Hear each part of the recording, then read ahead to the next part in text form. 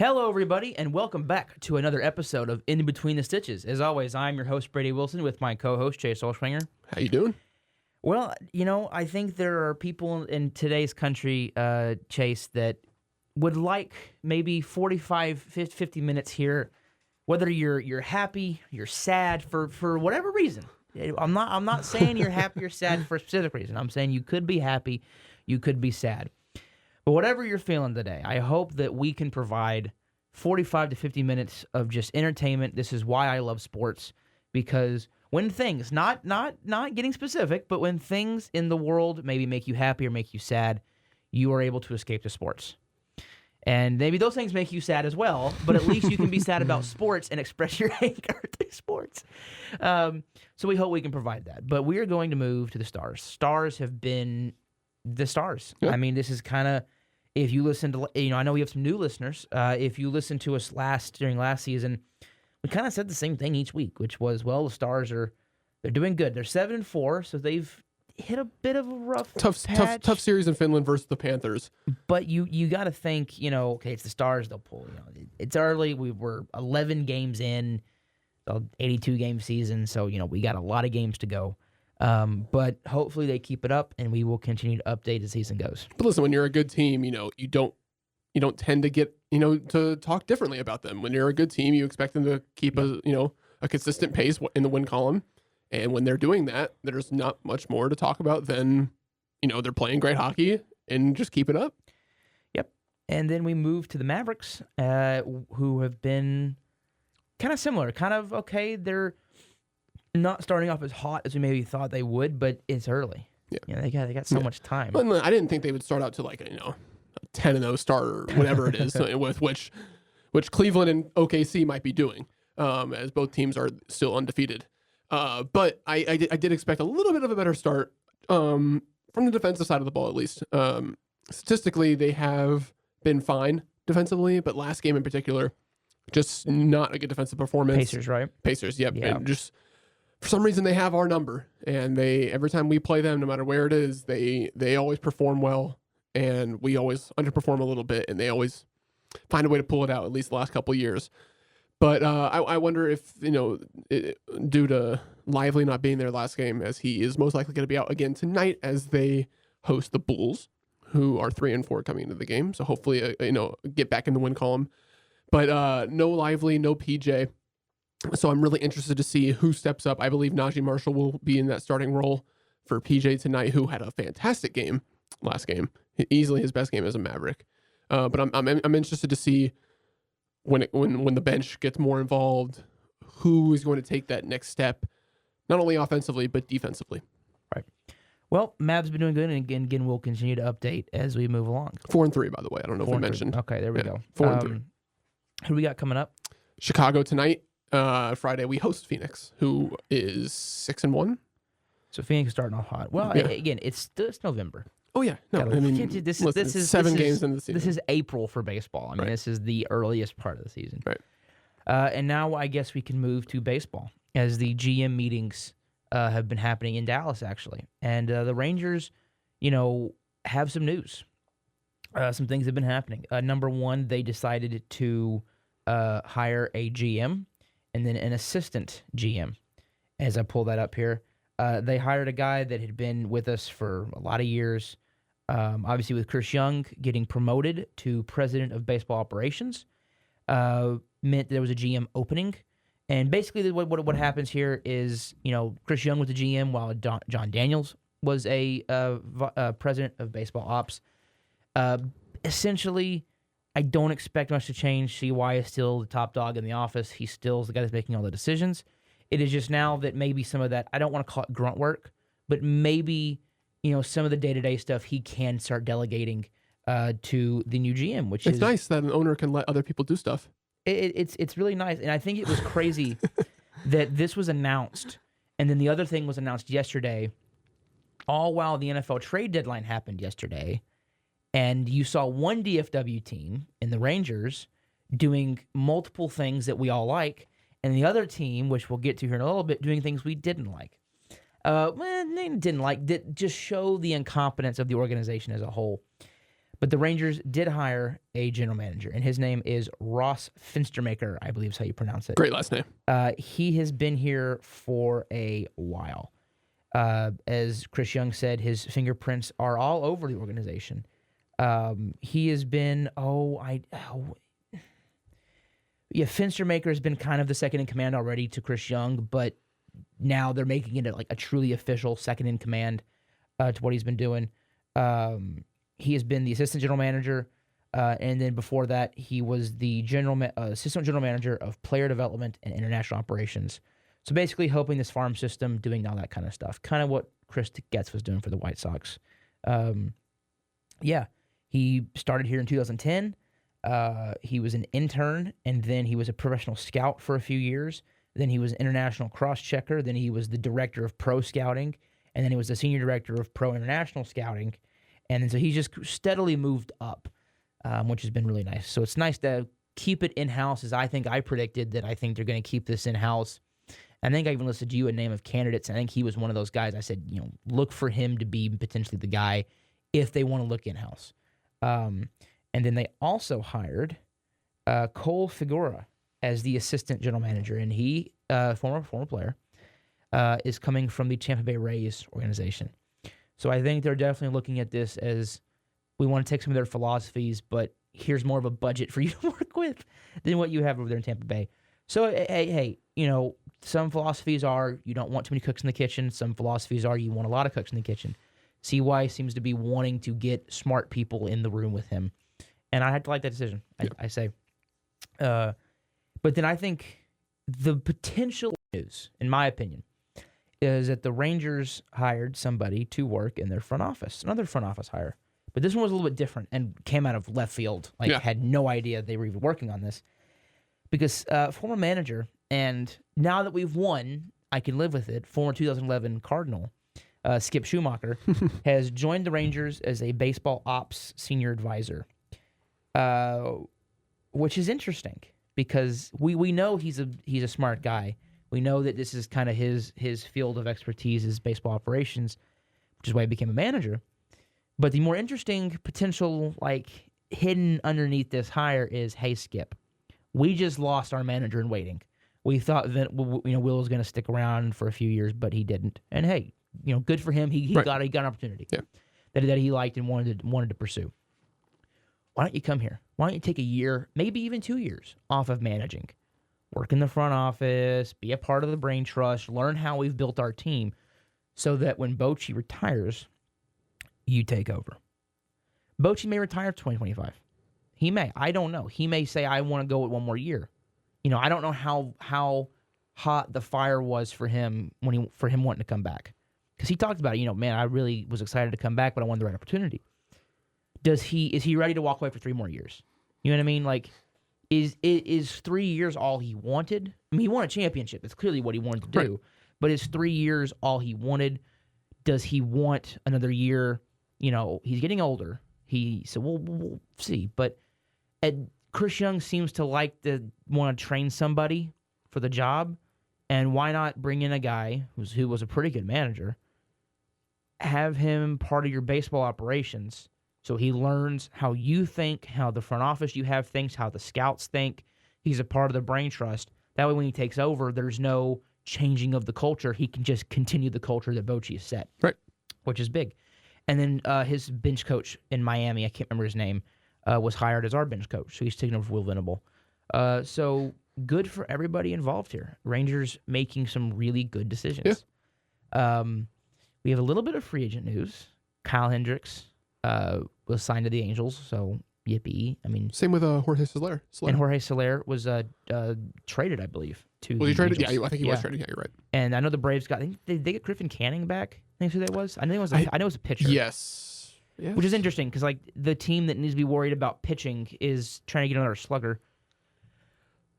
It makes me sad because I love Jorge Soler. He's one of my favorite. He's been one of my favorite non-Rangers since he came into the league. So it's sad that he's on a rifle because I have him. He was always one of those guys that was a potential candidate for playing the outfield for us or DHing last year. I mean, a guy that we might pursue. Didn't happen. Definitely could be you're looking at this as, hey, maybe we trade And the problem is it's a win now move. It's a move that a team like the Rangers or the Astros or the Guardians or someone like that, the Red Sox, not the Angels. You know what I mean? Like, Jorge Soler is not a primary offensive piece. He is a complementary Giancarlo Stanton. He can't do much else but just hit the ball really hard and far. That's just what he does. It doesn't make sense because he's probably going to end up being somebody you trade at the deadline again, which is, so then why are you trading assets, a major league asset, for a guy you're just going to trade again? I don't know. Maybe they think that the AL West is just a division that's going to be open. I mean, it's not. It's not. I agree with you. You've got 4 teams to compete with. Like, you have got the Astros. That's the obvious one. Well, there's just all the talks. Bregman most likely out of there. Altuve getting older. Just the dynasty. Might just after last season they might just be bad. Not bad, but like. But just because, Austin Hedges. Yeah, the Guardians. Yeah, I saw that. Gosh, dang it. 1 year. Well, that sucks. But anyways, like the Rangers. Hopefully they can get back where they were a year ago, or 2 years ago, a year and a half ago, whatever. Mariners, they're going to continue their pace. The A's are going to get better, but maybe they just think right now there is something they can work with. Yeah, to be honest, I just don't understand the decision. I have really not paid attention to Trade Rumors app because there are things that have happened that I have just not seen. I just don't understand it. I don't get it. Why are we making a win now move if that's sad? David Fry is going to miss the start of the season. I did see that with elbow surgery. I did see that. I just don't get it. I mean, you're making a win now move, and you're not in win now potential territory. I just don't like it. I mean, and it's not because I'm biased, because I really like Jorge Soler. It's just I just don't understand why the Angels make that decision. You know what I mean? Yeah. Michael Wacha was re-signed to the Royals, so they're going to keep that trio together of Lugo, Reagans, and Wacha. So good for the Royals. They're another team that's going to be active in free agency this year, which is good. Good for them. Happy to see what they've been able to build, and hopefully, yes, it was Griffin Canning. Soler saying, I wasn't really expected to be traded. I don't know a whole lot about the team. When I was with Atlanta 21, I had a really good relationship with Ron Washington.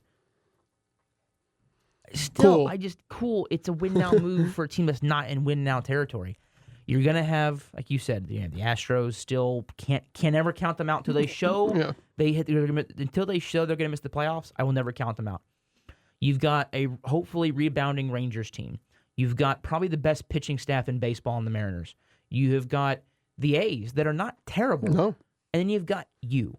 You are somewhere probably between Mariners, Rangers, and between them and the A's. Might even be the 5th best team in the division. I don't know. It's crazy.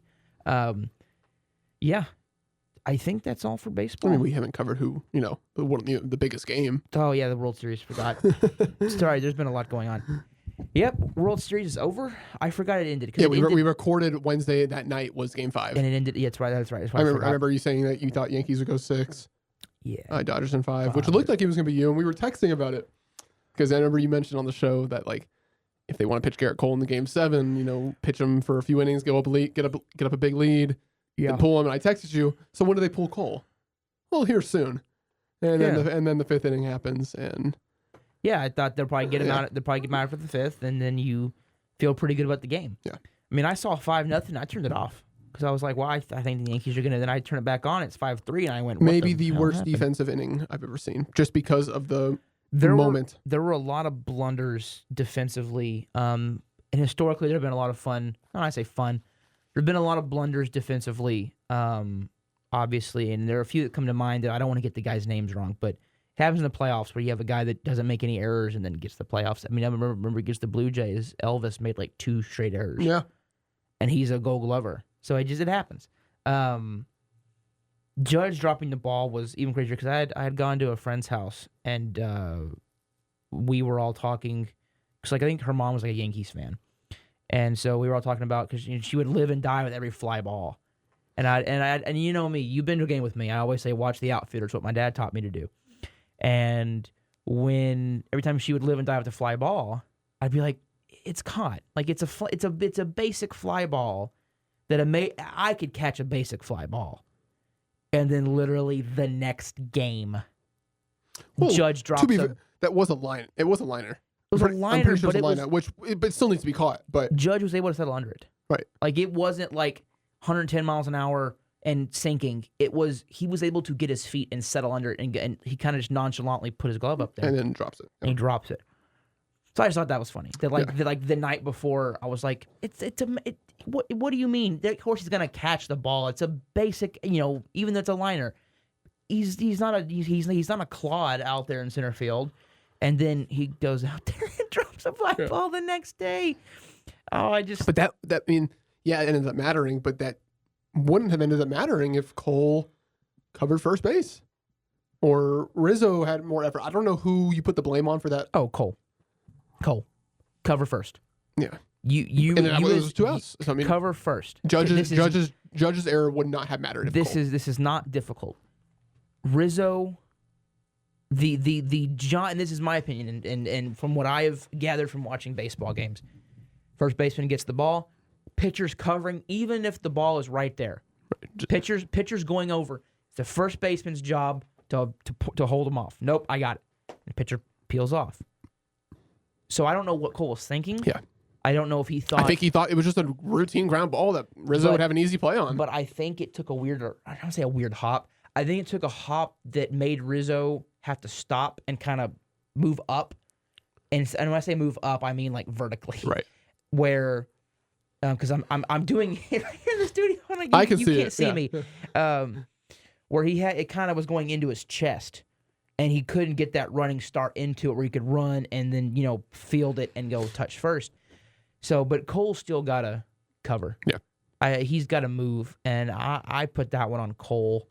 And then obviously Judge just missing a fly ball. But again, that would not have mattered if Cole just covered first base. That was one of the biggest issues when watching this series was all of the blunders that the Yankees made defensively, base running, just basic fundamental baseball that was not being practiced. Maybe not practiced, but that was not being executed is what I'm looking for on the field. And you can't do that with the Dodgers. Yeah, I was gonna say those are mistakes you just can't make as the inferior team. I mean, you can't. When you're a team that is arguably inferior, I think arguably, I don't think it's set in stone. I think it's arguably that they're an inferior team. Then you can't, like you said, you can't make those mistakes. Right. When you're playing even the Rangers didn't really make those mistakes against the Diamondbacks. You know what I mean? Like, even in a series where we were, the superior team by a mile, we still were able to execute everything we had to execute. And the Yankees just didn't. And that was what spelled their doom. Yeah. And the bats went quiet. And the Dodgers just had, Ohtani didn't have that good of a series. I think what's crazy is that, Freddie Freeman. They did math. Adolis Garcia had a better playoffs last year. Judge and Ohtani. I saw that. Combined. Yeah. I think this series, and no fan is going to want to admit this, because it was the two marquee teams. Last year's World Series was better. Because in every game except for Game 2, there were two games that were kind of bland last year, 2 and 4, because we routed them in 4, they routed us in 2. But games 1, 3, and 5 were nail-bitingly close. And I know 5 was 5-0, but it was a Diamondbacks had a no-hitter going to the 7th. Yeah. So, to me, game by game, last year's World Series was better. This year's World Series was a dud. The Yankees' one win was a blowout. Yeah, maybe from a game standpoint. There were 2 good games this year. It was Game 1, and then arguably and then when Game people 5. when people bring up, well, there was a walk-off grand slam. Well, Seager there was had a a game 2-run game tying home run in the bottom of the 9th, and then a walk-off home run in the bottom of the 11th. But not even 12th? Then it was 11th. 11th. Not even just that. Who was hitting them? Seager, as Dan O'Dowd would say, our aircraft carrier, the guy that we hitch our wagon to, hits it. could tie it with one swing, ping, and then Adolis Garcia doing what he did, coming off of the Astros playoff where he completely just shoved his bat up the Astros, sorry for lack of a better term, and then hits the walk-off in game one, and then it's on the same day that David Freese broke our hearts in 2011, and not only is it the same day, but that was the home run that Garcia used to break Freese's all-time RBI record for a single playoff run. Yeah, I mean, when you go down in those details, think about that. Like, though that makes it so much more legendary than it maybe should be. And then when you factor in it's the Rangers' first World Series in franchise history, they're on a miracle run. This is just, I think last year's World Series was a better World Series. The only thing that made this World Series watchable was the fact that it was the Yankees and the Dodgers. Sure. And you have marquee names. Sure. That's it. If you flip the World Series, like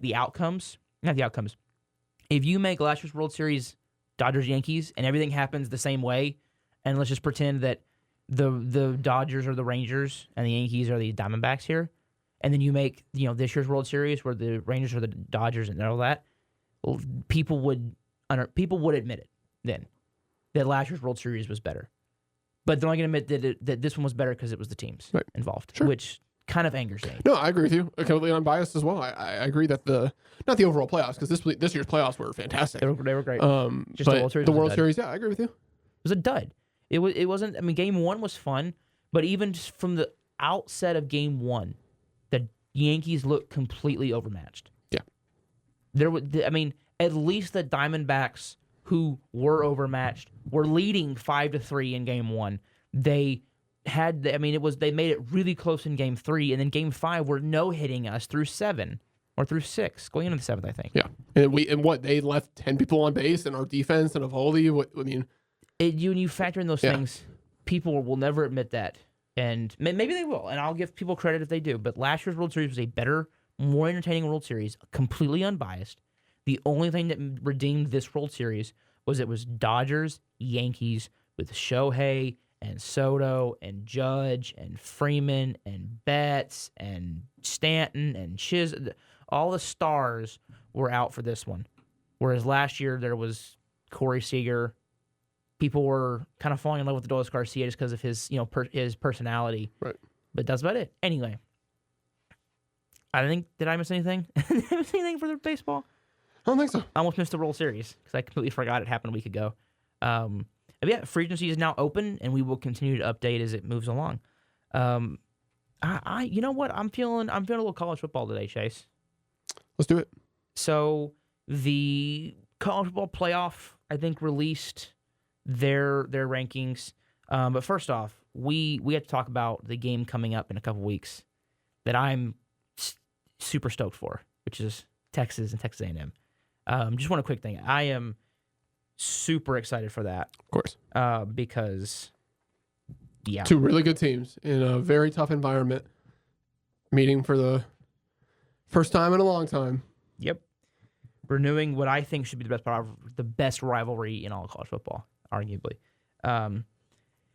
We got the AP Top 25 for this week. Oregon at 1, Georgia 2, Ohio State 3, Miami 4, Texas, Penn State, Tennessee, Indiana, BYU, for some reason Notre Dame, Alabama, and then Boise rounds out the top 12.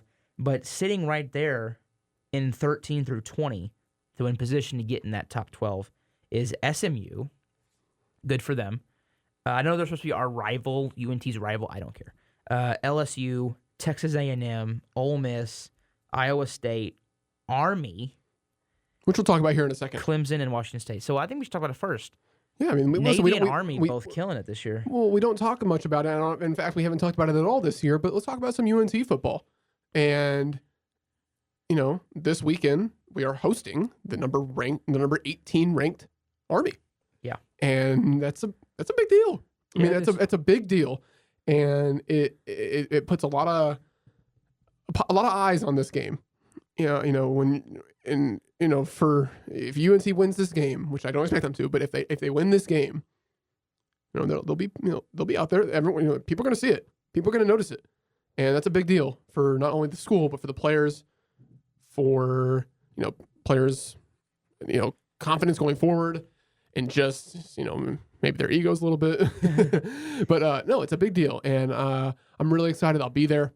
It's, you don't get to see a ranked team play every week. So, but I mean, right now the playoffs in person. But I think the most interesting about the playoffs right now is that Boise is already in the top 12. So the group of 5 champion will already be in the top 12.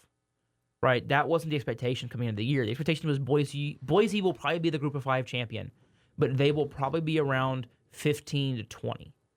If they could be that's just crazy to me. Yeah. Like that takes away potentially it makes things a little bit weirder. But it honestly kind of nice though. On the other hand, because now there's not a team gonna be ranked number 12 getting screwed because Boise's not in the top 12. You know what I mean? If they're in the top 12, well then it's just the top 12. Right. Because right now those would be your playoff teams. The biggest surprise in there, we could all agree, is Indiana. Of course. And then BYU has kind of not come out of nowhere, but they've had a sneaky good season, obviously at 8-0. And then Notre Dame, their one loss to NIU. Look, we can all agree. Notre Dame and Alabama are going to get boat raced by whoever they play in the playoffs, probably. I mean, it's not going to end well for them. But we'll see. We'll see what happens. We'll see what happens. Now we move to the NFL, which is just wonderful. So excited to talk about this. Where do you want to start, Chase? Let's recap our predictions for last week. Why do we got to do this? I don't even know what it was. Because you got the one game you disagreed and you got me on. What was it? I picked the Bears. You picked Cardinals. Okay. So him 13-2, me 12-3. You want to start with the trade deadline? Yeah. I mean, there were some things that happened. Yeah. Yeah. Let's see. Zadarius Smith, I think, was it Preston? I get the two confused, to be honest. Well, both. Which one got? Did they both get traded? Zadarius went to Detroit. They both got traded. That's great. And Preston went to where'd he go? I'm getting there. Okay, hold on. How about this? I'm just gonna go down the list of trade rumors and go. It was yesterday. I mean, Mike Williams was traded from the Jets to the Steelers. So good job for them. They've been looking for a receiver. Preston Smith is going from Green Bay to the Steelers. Steelers too. Yes. So they got 2 guys. Yeah. If you keep, oh wow, Brandon Williams retired, and Tashawn Gibson signed back with the 49ers. Interesting. Yes, I did see that. One of my favorite safeties from our era. I don't know why he was, just I always liked him. One of the big ones was Marshawn Lattimore to the Saints. Not to the Saints, sorry. Marshawn Lattimore to the Commanders. Mm-hmm. So they kind of fixed one of their big issues in their secondary. Shocker, what happens when a team notices that they're on the cusp of a playoff run and goes, let's upgrade. No. Chase, dare I say, all in. And they didn't give up much to get him. No. They didn't. It's so crazy, Chase.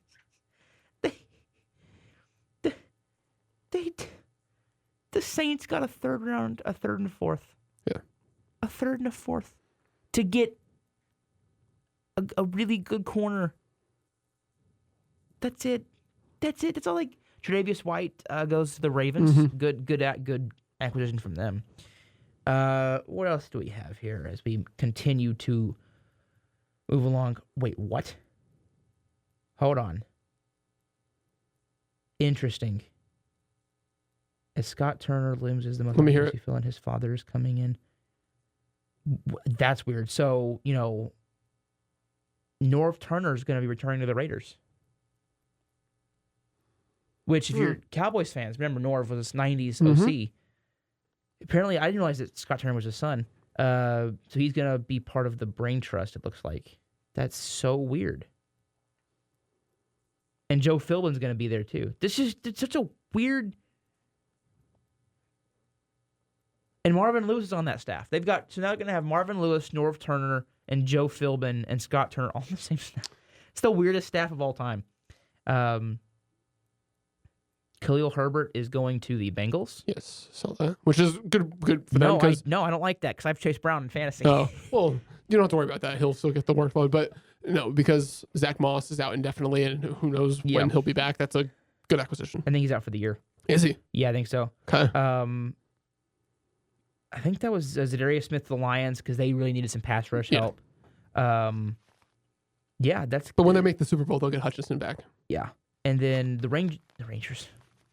One more team made a trade, Chase, that was very notable, and we got to talk about that trade. And before we do, though, remember that Deontay Johnson went for a 5th-round pick. DeAndre Hopkins went for a 5th-round pick. Yeah, 2 pretty solid receivers. And the Cowboys made a trade for a receiver. Yeah. Now, when I saw who it was, I went, "Ooh, interesting." Yeah. Before we go forward, I don't mind the trade. I don't mind the player. The player. I just am not the biggest fan of the compensation. The Dallas Cowboys traded for Jonathan Mingo, which I was like, I'm in on that. So here, to continue with the positive, I will read you my kind of pros and cons from my draft report in 2023. Because that was the first year I did like the full written reports. Right. Great length, good catch radius. He's a better route runner. He's becoming a better route runner. Good size and speed combination. Good hands. He's going to win those contested catches. Can play slot. Can play inside or outside, even at 6'1". His cons: not much production before 2022, and a lot of his production in 22 came against Vanderbilt and Central Arkansas, which was like kind of like. Where'd he go? He went to Ole Miss. Okay. Doesn't do this will be horrible for McCarthy's scheme. Does not do a good job of manipulating DBs on comebacks or curls, so he's screwed. And McCarthy's all he runs. But my overview is Mingo's size and speed will make him a coveted asset in the draft. I had a late 3rd, early 4th grade on him, and my player comp was Tyler Boyd. So overall, reading that should give you excited. Like, okay, well, yeah, it's a good player. I like the move. Just hasn't really worked out in Carolina, so 3rd-round pick. Right, I like the move. If we'd given up a 5th for him, Chase, yes, I'd have been fine. If we had given up a 4th-round pick in the 2026 draft, I'd have been fine with it. But no. The Dallas Cowboys said, you know what we're going to do? We're going to trade you a 4th-round draft pick in this year's draft.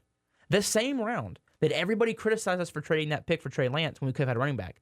We're going to trade the same filter, barely caught that one, the same dang draft pick. It's probably going to be a little bit higher because you suck this year. You're trading a near top 100 pick, a top 125 pick, for Jonathan Mingo. A 4th-round pick for D-Hop? Sign me up. 4th-round pick for Deontay Johnson? Sign me up. Now, you do get a 7th in return, so that's cool. See, like Jordan Phillips, people are declining the Jordan Phillips things. We give up a 6th for him, but we also got a 7th back for him with him.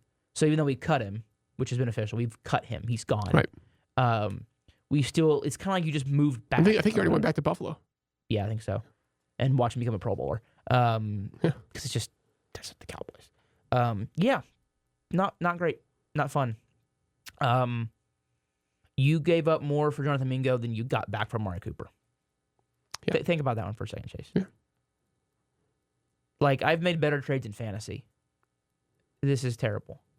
Jerry's that one guy, and everyone's got one in the fantasy league that you feel like, well, not everybody, but most people I did see that tweet. where everyone kind of knows you can make them trade offers and that he'll accept it. You know, he won't even negotiate with you. Like, at least I'm a trader. Me and you've done, I think, 3 trades now, two big trades in our fantasy league, and in both times I've made you negotiate. Right, and I tried countering back, and then you counter me back, and then because I negotiate, and I was able to get you just for some here, so that we can both have something to smile about. In our league, I recently traded him Jamar Chase because I needed a quarterback. So I'll start by saying I took action because I know that he has Dak, and I knew exactly, and he doesn't have another quarterback, so I knew. He knew he might go waiver wire, but if I offer him Jaden Daniels, who is proven to be a top 5 fantasy quarterback, I can maybe get him because I have Jalen Hurts as well. Because he was trying to make the best receiver core in our league because he already has Garrett Wilson and Tyreek Hill and Nico Collins. So now giving him Jamar Chase, I'm like, dude, I think you were underestimating how willing I was to stream, because at first he was like, all right, I'll give you Josh Downs, and I was like, I'm not. So the eventual trade ended up, after multiple counters, I give up Jamar Chase and a guy that I was tired of his boom bustness, which is Jordan Addison, and some money in our free agency, which was fine. I don't care. It's money. Because I was going to spend a lot of that money on waiver wire quarterbacks. Right. And I get Jaden Daniels, Josh Downs, and Jaden Reed. So we made a good trade. But see, I negotiated because he's texted me, was like, I'm not giving up Downs and Reed. And I'm like, well, I'm not doing this. I'm trading away a top 3 fantasy receiver. I need 2 more receivers in return. And he was like, okay, fine. Screw it. Yeah. Well, because I thought about it, like, as long as Hurts stays healthy, they've already had their bye week. And, you know, I don't want to go too much on a tangent. We got to get back to what we're talking about here. But, you know, as long as Hurts doesn't get hurt, you feel good. I mean, I don't need another quarterback. But back to the Cowboys. I negotiated for the deal that I wanted. This is what makes me sad is either Jerry's not negotiating, which is bad, or he is negotiating for the deal he wants, and if this is the deal he wants, he's a stupid idiot and doesn't know what he's doing. And I don't know if you heard, but there's chatter from sources or from insiders, that a lot of people within the league are laughing at the Cowboys for this. Good. They now fully realize that we are just suckers. I mean, we are. I mean, we literally have football's Joe Biden running our, not to get too political, because, you know, don't really want to today, but he is the football's Joe Biden. Right. I've said this before. He is Joe Biden's incompetence with Trump's arrogance, and that is the worst, literally the worst combination you could have. And I think even that would have bipartisan agreement on that one. Yeah, it's not great. It's not great. But and you know what's going to happen, Chase? Is they're going to go through the draft. And I will admit, they're going to get like 4 comp picks. So they're going to have a lot of draft picks next year. That's fine. My issue is you are probably going to have I guarantee you, mark my words, I should write this down. We're going to get in the offseason. There's going to be a receiver that... I'm videoing with my phone. There's going to be a receiver... Good thing this is on YouTube. There's going to be a receiver that we want to draft, or better yet, free agent or trade. And they're going to say, we can't sign that receiver because we traded for Jonathan Mingo. That's our free agent acquisition. Because, see, they have a twisted mind of player acquisitions. And we already know how Mingo's going to turn out with us as well.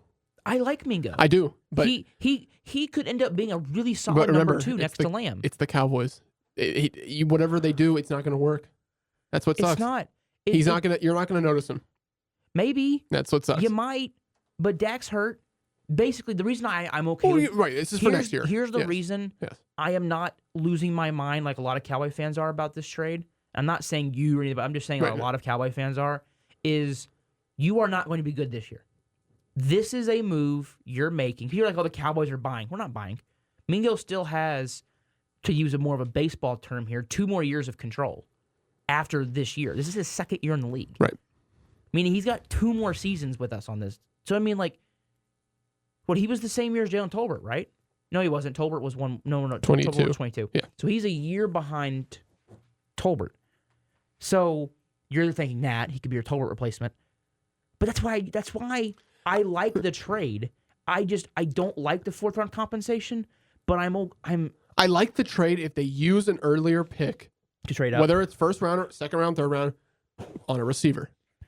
Try to get that number 2 in the draft. See, everyone knows, I think, where I'm starting to look at in the draft, and that is, you need more beef up front. I'm looking offense, though. I'm looking 100% offense early. You need beef up front. This is and I can't, so right now, if the people go the way we think they are, this is going to be a deep running back class. A really deep running back class. You don't need Ashton Jeanty. I like Jeanty. Trust me. I love him. But you don't need him. If there is a tackle or another guard or somebody available there that you could draft and beef up the front, how do we build the 2nd greatest offensive line in team history? 3 first-round picks. Frederick was a first-round pick in 13. Tyron was a first-round pick in 11. And Martin was a first-round pick in 14. Well, you've already got a first-round pick in Martin still here, but you've already invested 2 other firsts in Tyler Smith and in Tyler Guyton. So now if there's another Tyler that's in the... But what are we looking at, right tackle? Probably right tackle, maybe. Or is Guyton moving to right tackle? Because my thing is, maybe... I am more interested in cutting Steele because of his contract. He is not terrible. To me, he's an average tackle. He'll have some plays where you don't notice him really until he is just god awful, which is just becoming more and more Right. happening. Yeah. I don't know the word I'm looking for here is it's happening more and more now. So cut him for the contract because he is one of our few extended players. I think this is one of the years where you can cut him. Yeah. Cut him. Get you some cap space back that you won't use, but at least get the cap space back. And try to draft somebody. I am the trade back and draft tackle camp in the draft. And then second and third rounds probably need to be running back receiver, especially if you don't have a fourth. And then every other... QB late? What? QB late? No. You don't think the quarterback goes this draft? If you want to not even want him, I'm trying to think of who would I want that would be... Shador in the 5th, sign me up. Who? Shador in the 5th, sign me up. I would draft Shador in the 5th. He will. He'll be a top 20 pick, but He'll be a top 10 pick. Yeah, okay. I don't think I would draft Shador the first 2 days right now. I just don't. I think he is going to crumble in an NFL structure. My personal opinion there. Sure. I think the best quarterback prospect is Cam Ward by far. I think if looking at it right now, I can't think of another first round quarterback. I think Ewers is probably a second rounder for me, just because he's injured a lot. There's the injury. He's kind of where Levis was for me. Levis I had him in first round. I probably should have had him a lot lower. Listen to Mel Kiper too much on that one. He loved Levis. Cam Ward, I think right now the only first round quarterback I have. Carson, I don't think Carson Beck is draftable. And he's going to get drafted probably like the third round or fourth. He's going to be kind of where Dak was probably. And that's what's so frustrating is Carson Beck is so bad at football. Milroe. I lied. Milroe is a first rounder, I think, right now. I like Milroe. But anyway, let's get off the draft. We'll get to the draft later. I hate to say this, but this is how you know my season is tanked for the Cowboys. I'm already looking at the draft. Oh, yeah, same. I know I tell you this each week, but I want to lose. I do want to lose. I will never want to lose. Right. However, if we win the game, I'm not mad. But if we lose, I'm also not mad. However, I don't really, you can ask people that watch the game with me nowadays, I don't get as mad. I used to Limp Bizkit break stuff levels of angry. I want to punch a hole in a wall. Wait for the next year. And for now that. I just don't care. I want McCarthy gone. I want a new coaching staff. Do you know what I think frustrates me and I think makes me just doubt my own football intellect here is I don't think we are this bad of a football team.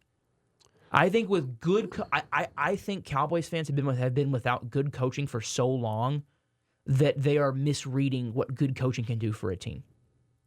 You know what I mean? Yeah. I've seen so many people be like, "Oh no, we're not a good team. We just have bad coaches and a bad roster." No one's going to say we have a good roster. To me, I think we have. It's okay.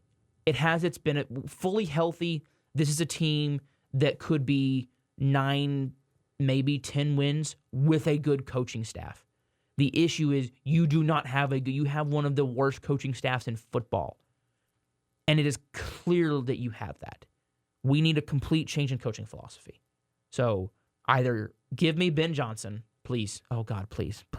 Jerry, there is no salary cap. There's no piece. There is no pie on I go full Southern when I say that because it's Jerry. There's no pie on coaches' contracts. It's a buffet. Offer him $100 million a year. I don't care. Sign him. You have the richest franchise in all of sports history. Sign him. Give me Ben Johnson, or give me one of the Patriot guys. Either give me Bill or Flores or Vrabel. Give me. What scares me is that Jerry says there's nothing wrong with the coaching staff. Well, of course he's saying that now, but I swear, Chase. McCarthy, 2-year extension. He extends McCarthy. I don't know what I'm a Lions fan. I don't know what I do. I'm a Lions fan. I don't know what I do. I will never, and I can thank my dad for this. Thank you, Dad. I will never switch allegiances. I can't. No, I never will either. But boy, I will just be like, there is no reason for me to be a fan anymore. Like, I will be a fan, but and I will still watch. But my levels of care will be completely gone. Anyway, here we go. Week 10. You have got first week post-trade deadline. Probably not as many players. Week 11 is the first week where you really see everybody, at the trade deadline. But Bengals at Ravens on Thursday Night Football, Chase. I'm gonna go with the Ravens. I'm going Ravens as well, and we're both going with the Ravens, so it doesn't even matter. But I'm gonna just throw that out there. That T. Higgins doubtful. Yeah, whatever. So this is the game going to be yeah. in Munich, and as a joke, I like to say that apparently, when the Allies were negotiating the treaty, when they were negotiating with the Axis powers, one of the provisions in that treaty or that resignation, whatever. Sorry, my brain is. I was up late last night. We all were. Yeah, we all were. One of the provisions in that treaty, or in the surrender of Germany, was that we would subject them to a game of football every year, and it would not be a good game because this year's game is the Giants at Panthers. That is what we will be subjecting Germany to. Give me the Panthers. Give me the Giants. So we both finally disagreement. Thank God. I need to win this one. Give me the Panthers. Give me Giants. Good win versus the Saints. Bryce Young. Give me the Giants. I think what happens. I think they're going to hound Young. I think that pass rush is just going to cause all kinds of problems for him. 49ers at Buccaneers. Niners. McCaffrey is back. Yeah. Steelers at Commanders. It's a big game. It's a really good defense versus a really good offense. Yeah. I got to go with Washington. Yeah, me too. Patriots at Bears. Bears. Yeah, the Bears. Bills at Colts. Bills. I agree. Vikings at Jaguars. Vikings. Yep. It's just superior coaching.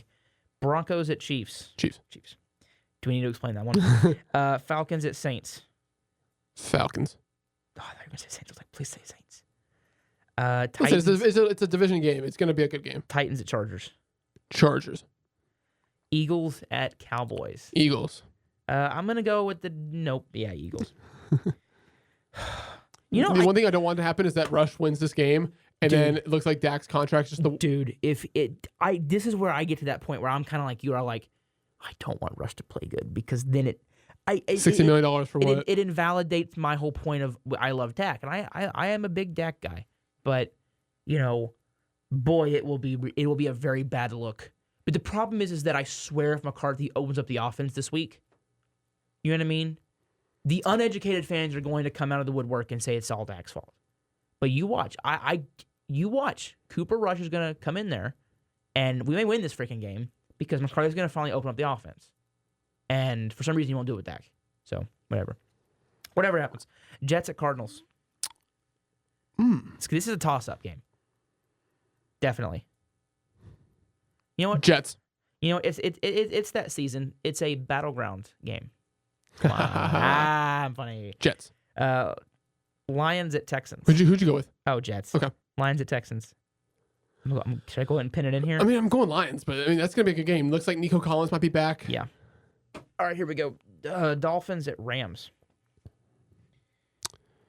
Another toss-up game. Man, I just feel like Dolphins. They got Tua back. Tua's been good the past 2 weeks. They just haven't been able to pull it out. Are they due for a win?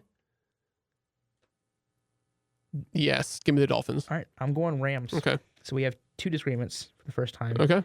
And then on the bye week are the Browns, the Packers, the Raiders, and the Seahawks. All four on bye. Okay. I will not be here next week. I will be because I like to joke that everything that's I was gonna say everything that's happened over the last 24 hours. Because I didn't know what was gonna happen. Me and my family, our joke. Our joke was that whatever happened last night was going to happen, and we're going to leave the country. We're going to be departing the country for a week. I will be on a cruise. Yes, so I will not be here next week, but I will still take my notebook with me. So have access to all the games, and I'm sure I'll get Chase's predictions, or I'll text him my predictions for next week. Because it'll probably just be him unless he has somebody he can bring in. Yeah, I'll be here. I will do an episode. I'll do the best I can. I have hosted one, so I'll try to do my best. But I might be by myself, and it might be a really, really quick episode. It might be, or I might just have someone with me. So. I may text Chase here's what I like for baseball or something. Just here's my thoughts. So, I will not see you guys next week, but Chase will see you guys next week. We will see y'all in 2 weeks. See ya. That makes sense.